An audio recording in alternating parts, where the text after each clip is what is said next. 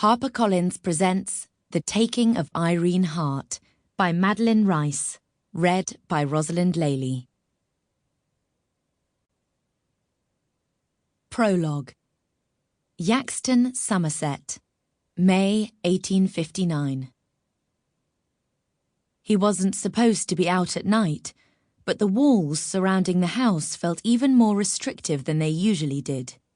They clutched at him and squeezed him out of his narrow bed and into his thin leather boots, and sent him down the steps, which creaked unless you walked sideways. He crept past the forbidden room, averting his gaze from the light that licked through the gap at the bottom, and moved silently across the tiled hall.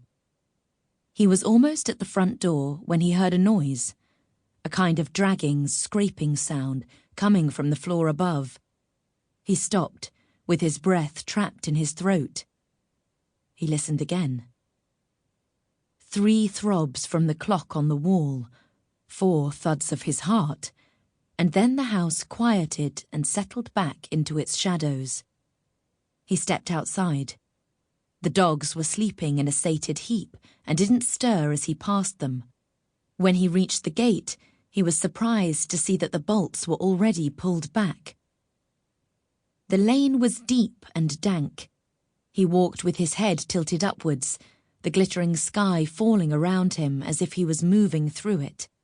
The clench in his chest eased, and he filled himself with the sweet greenness of the night. He couldn't see them, but he knew the hedges were full of nesting things. In the daytime, on a sanctioned excursion, he had seen a squirrel guarding 2 naked, seamed kittens. The goldfinches with their bright red heads had been busy building their dangling woolen cups. He would never have anything to cleave to. He would never know the wrap and warmth of shared life, but its comfort was around him. He thought at first it was a deer. They often crossed the lane from one field to the next, but some instinct caused him to step back so that he was hidden by the trunk of a tree. A heavily cloaked figure was walking a few yards ahead. They were holding something in outstretched arms, as if what they held was precious, or perhaps fragile. He heard a wail, so insubstantial it could have come from a hedgerow creature. A baby, he thought, and by the look of it, just arrived.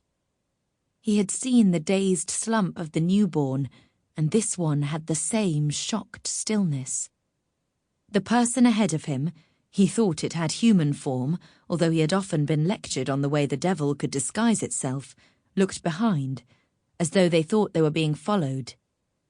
So great was his own terror of discovery that Trench ventured no further and turned back to the house.